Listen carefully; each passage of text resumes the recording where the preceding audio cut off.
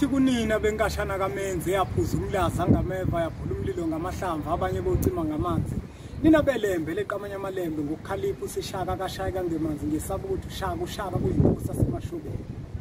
Ngiyanibingelela nonke la kwi-channel yethu iMpunga Yesintu TV lo nibingelelayo umuntu wentombi ezithi zingabuka kuhluma isihlahla sothando ngaphakathi enhlizweni icede isimilo baqede sikhohla amasokazi.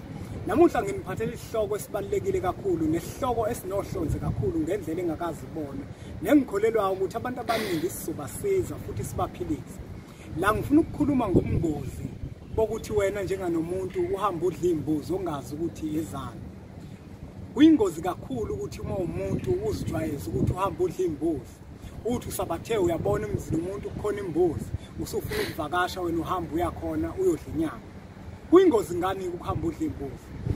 Emfanekisweni oqoshiwe sike sawufaka sike sakhuluma indaba yokuthi kuyenzeka owesifazane adlule emhlabeni engaganile.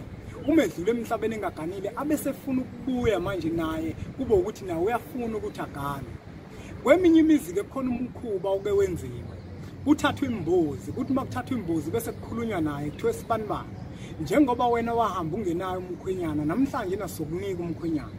Ngale mbuzi oyibonayo kuzothi ngakusasa ekseni umuntu oqala ozofika phakathi kwalomuzi esizofike simnikeze lenyama ongesona isihlobo nalekhaya. Uyena umuntu ke loyo busumembatha usuhlala kuyena abe umkhwenyana wakho.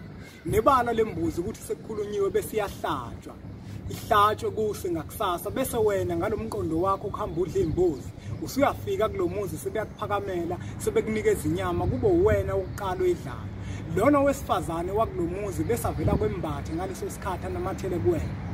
Uthi uyahamba ubona into zakho manje usuthi ufuna ukugana akuganeki uthi uma uhamba uye ebantwini ababonayo bafike bakutshela ukuthi unkosikazi wakho akavumi ukuthi ugane unkosikazi wesibili. Bese wena manje uyadideka ukuthi ngoba wena unayo nje unkosikazi kwenzakalani.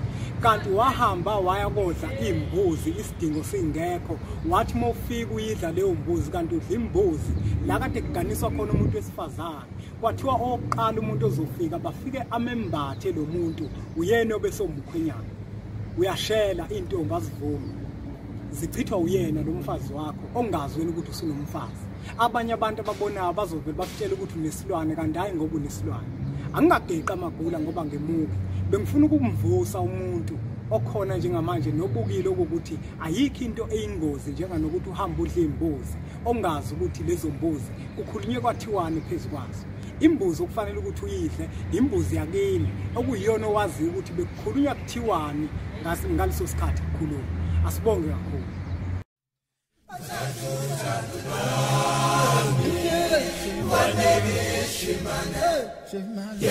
Shemana,